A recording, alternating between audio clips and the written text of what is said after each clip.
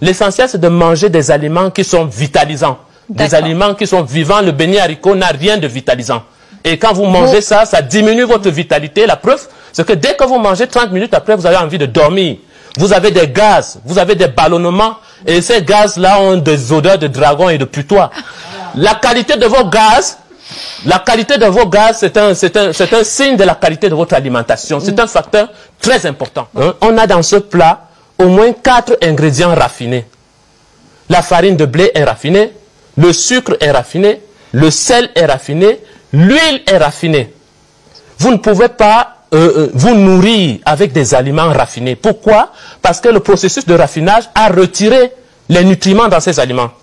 Qui va compléter ces nutriments retirés par l'industrie? Bizarrement, en face, on a vos collègues. J'en veux pour preuve le docteur Roger Edouard, dont l'une des réactions circule actuellement sur Internet. Il a rédigé un billet pour essayer de démonter votre affirmation.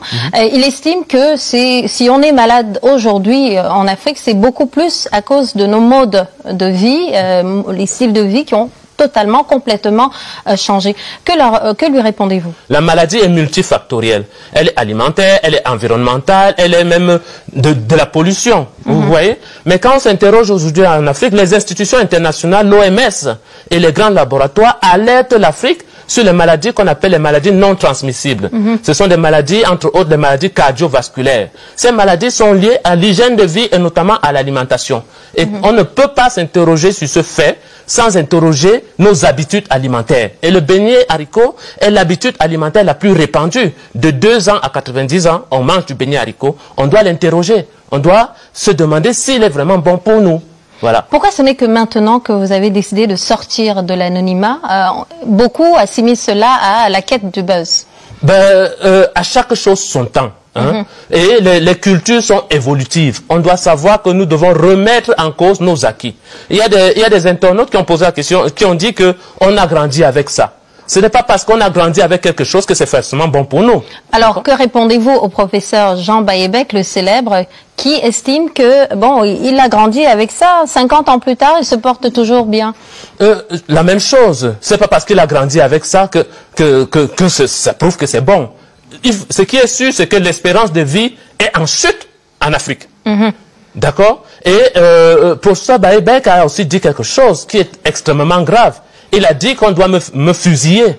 Et je ne me sens pas en sécurité depuis qu'il a dit ça. C'est extrêmement grave qu'un intellectuel tienne des propos comme ça. Bon, à la place des BBH, vous proposez du melon et des prunes. On sait qu'on est en pleine saison. Alors, quand cette saison-là sera passée, qu'est-ce qu'il faudra faire?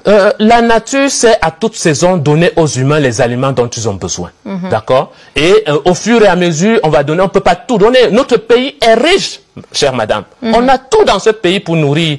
Vous savez qu'il y a des fruits de saison. Nous sommes autant de fruits rouges, là, le rambutan et autres. Donc, à chaque saison, il y a de quoi manger. Et il y a plein de bananes. Bon, on demande de varier les repas, donc il va y avoir de la banane, quoi d'autre? Il va y avoir de la banane, l'avocat. Les avocats pourrissent dans nos marchés. Les oranges, on a tout ça. Le mythe de l'alimentation complète via l'équilibrage des calories, il est caduque aujourd'hui.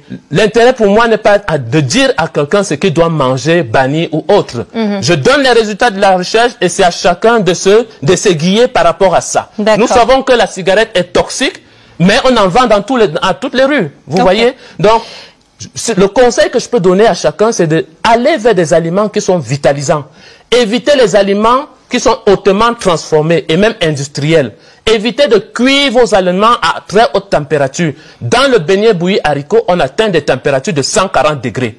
Les vitamines et les nutriments commencent à être dénaturés à partir de 40 degrés. Et ça, c'est vraiment extrêmement dangereux.